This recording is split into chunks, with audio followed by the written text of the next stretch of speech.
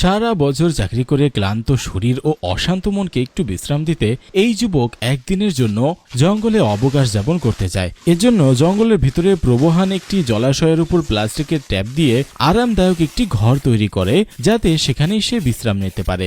সে নিজের জন্য কিছু সময় নিজেকে দেওয়ার জন্যই জঙ্গলে শান্ত নিরিবিলি পরিবেশে আসে। খুঁজতে খুঁজতে সে একটি সুন্দর জায়গা খুঁজে পায়, যেখানে সে তার একদিনের জন্য তৈরিকৃত ঘরটি তৈরি করতে পারবে।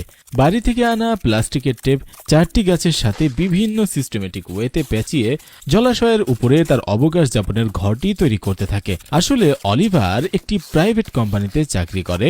সকাল 9টায় বের হয় এবং রাত 8টায় বাড়িতে তাকে আসতে হয়। এটাই তার চাকরির ডিউটি টাইম। সারাদিন অফিসে হাজার রকমের প্যারা নিতে হয় তার। এক রাশ ক্লান্তি নিয়ে রাত 8টায় বাড়িতে ফিরে বিভিন্ন সাংসারিক ঝামেলা সেরে খেয়ে দিয়ে সে আবার ক্লান্তির ঘুম দিতে হয়। আবার পরের দিন সকালে ঘুম থেকে উঠে আবার সেই অফিসে যেতে হয়। এভাবে দিনের পর দিন, বছরের পর বছর চলে যাচ্ছে অলিভারের।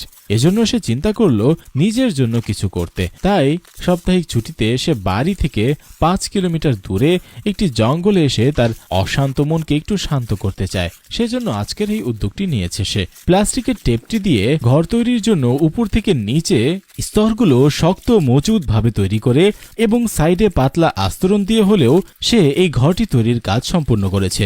সামনের দিকে একটা ছোট্ট দরজার অংশে ফাঁকা জায়গা রেখেছে। ঠিক পরিপূর্ণভাবে এই ঘরটি তৈরি করার পরে ক্লান্ত শরীরটিকে এই ঘরটির ভিতরে সুন্দরভাবে বিছিয়ে দিল। দেখতেই পাচ্ছেন প্রিয় দর্শক, এজন্য সামান্য প্লাস্টিকের ঘরটি অলিভারের শরীরের ওজনকে খুব সহজেই নিতে পারছে। দেখা যায় জঙ্গলের ভিতরেই প্রচন্ড জোরে ঝুমঝুমিয়ে বৃষ্টি নামলো। বাইরে যতক্ষণ বৃষ্টি হচ্ছিল